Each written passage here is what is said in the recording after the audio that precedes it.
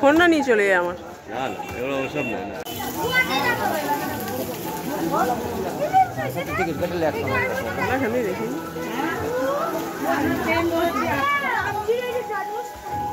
চলো মাছ আছে গো, ওখানেও মাছ আছে দেখো, কি সুন্দর, কি সুন্দর না মাছগুলো। চলো ভেতরে ভেতরে ছবি তুলছে কি রে।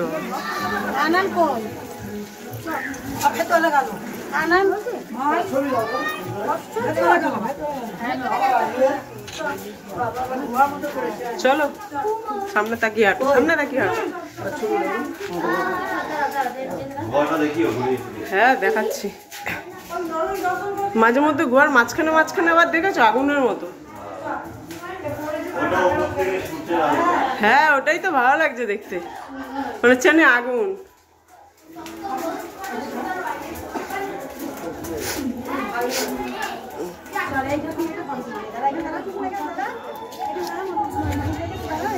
এখানেও কত মাছ, হ্যাঁ কত বড় বড় মাছ, ওই দিকটাও আছে। এই যে কি সুন্দর মাছগুলো, কিন্তু দারুণ দেখতে না, কি সুন্দর কালার, লাল কমলা কালার পুরো। না ওরা ওদের মতো ঘুরছে।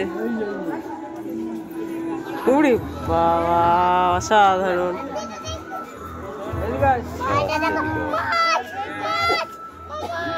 ফোন টানা পড়ে যায়।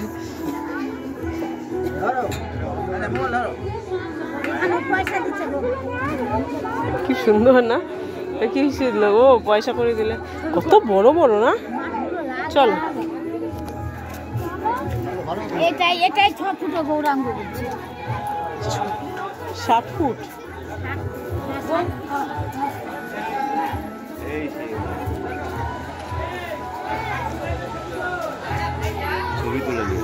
হ্যাঁ হ্যাঁ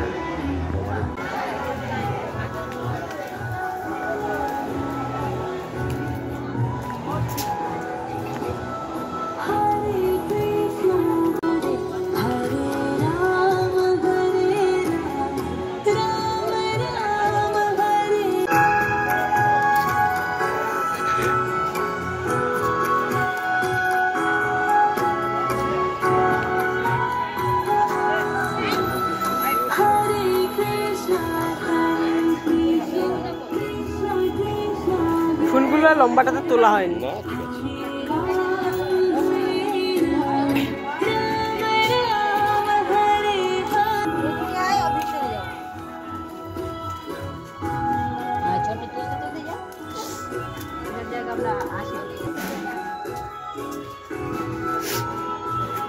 একটু ঘোরালে একটু আটকে ঘোরে, মানে একবারে ঘোরানো এদিক ওদিক করলো, ঠিক আছে অসুবিধা নেই।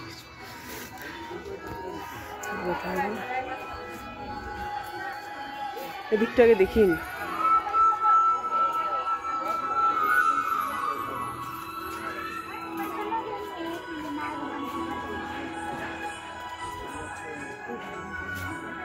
কি সুন্দর নিচের ফুলগুলো দেখো। বাড়িতে এরকম গাছ করতে হাজারটা ফটো তুলতে দাঁড়িয়ে দাঁড়িয়ে।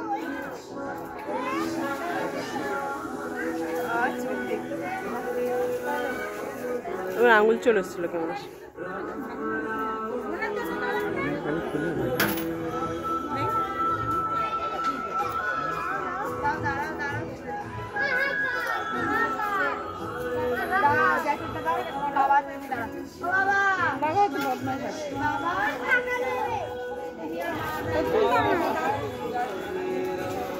চল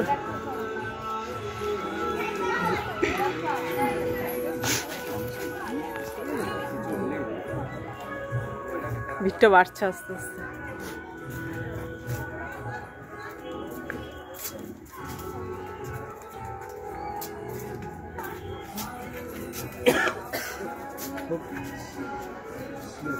এদিকে ভালো, এদিকে দেখতে চল চল চল।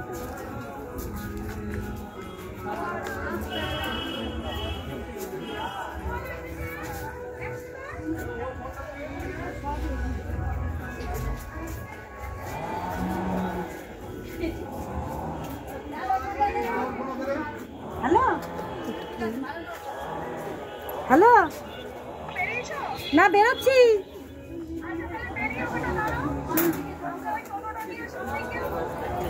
আচ্ছা, তো ঘুরে বেড়াতে হবে না? বেশ, হ্যাঁ হ্যাঁ হ্যাঁ।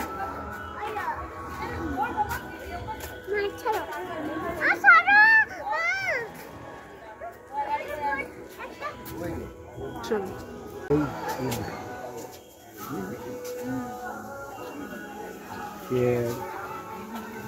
অনেকগুলো ছবি দিয়ে এই বানাতে হবে।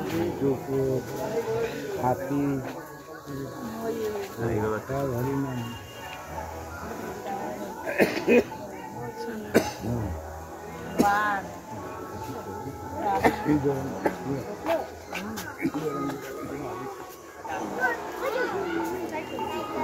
সত্যি সুন্দর, ফুলগুলো তো দারুণ। আগে এটা পুরো ফাঁকা মাঠ ছিল,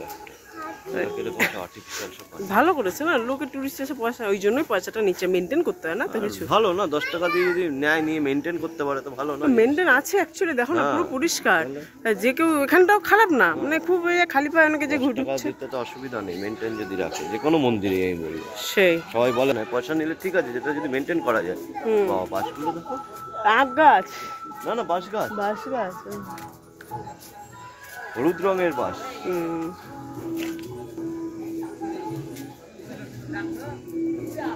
সব মূর্তি, এগুলো কি এই পুরুষ মহাপ্রভু বাবাকে দেখালে কম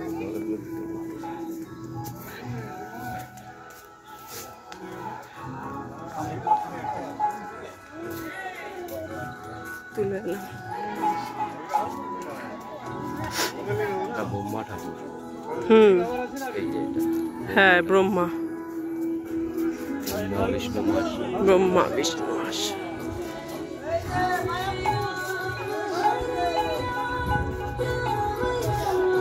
পেছন থেকে শ্রী চৈতন্য। মিউজিয়ামটা আগে তুলে নিয়েছি, ওরা অনেক ভিড় হবে।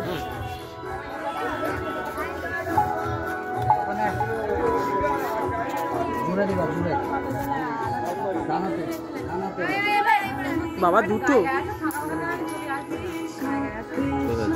এই ওই একটা কর্নারে দেখো, সামনাসামনি দুটো।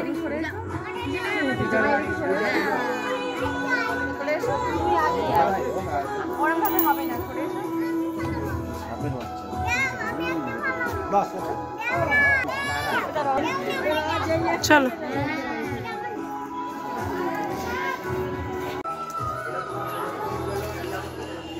এখানটা যা জায়গা দিতে পারতো না, এখান থেকে ছিল, ওই দিক দিয়ে আসা যাবে, মানে ওই বাইরে বেরোলে আসা হ্যাঁ ওই দিক দিয়ে আসা যাবে। এইখানেই না একটা মিউজিয়াম আছে, এই যে এই মিউজিয়ামটা, এর মধ্যে কলিযুগের লীলা এবং নানা রকম আরও লীলা আছে, কৃষ্ণ লীলা, শ্রী চৈতন্যের লীলা, সব রকম আছে। তো আপনাদের আশা করছি ভালো লাগবে, দেখতে থাকুন। চালু, এই চালু হলো, এই তো বন্ধ তো। আপনি কি করবেন, ফটো তুলবেন? এই যে ফটো,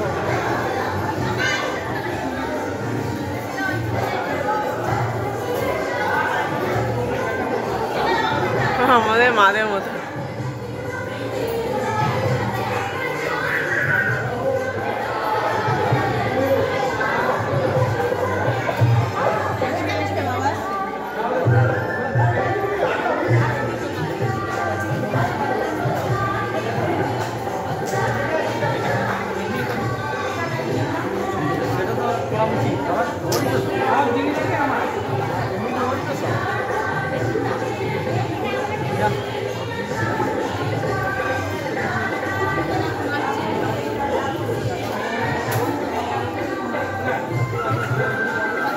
যখনই কেউ সামনে আসছে আমি ক্যামেরা উপরে তুলে দিচ্ছি।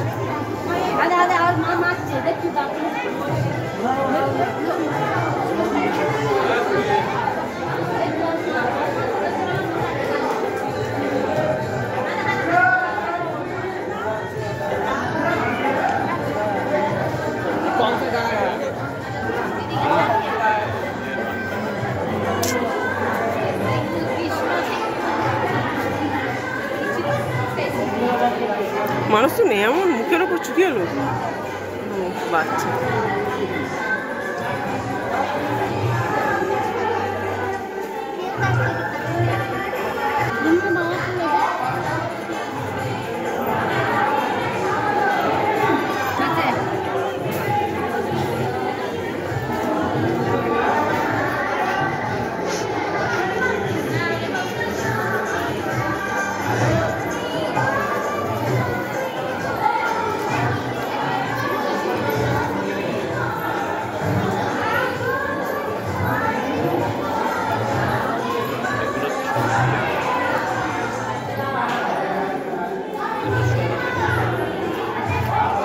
কভারে দেওয়া যাবে।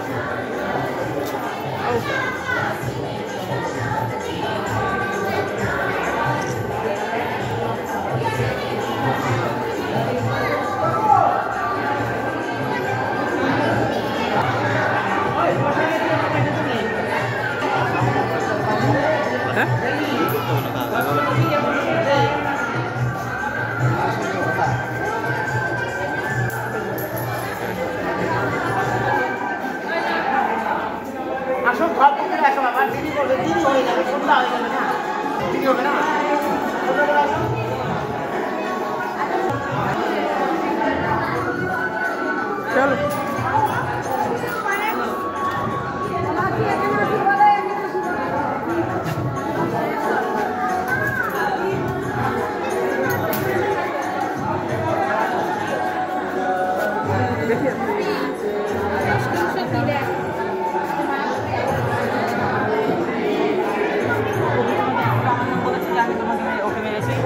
ভাই দেখি একটু সামনে থেকে সরো, সামনে থেকে একটু সরো, দাঁড়াও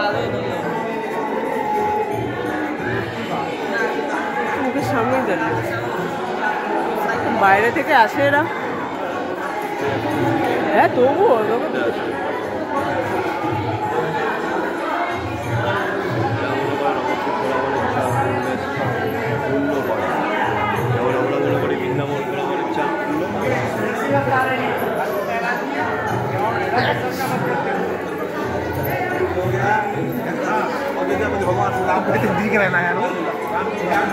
পুরোটা টিম এসছে।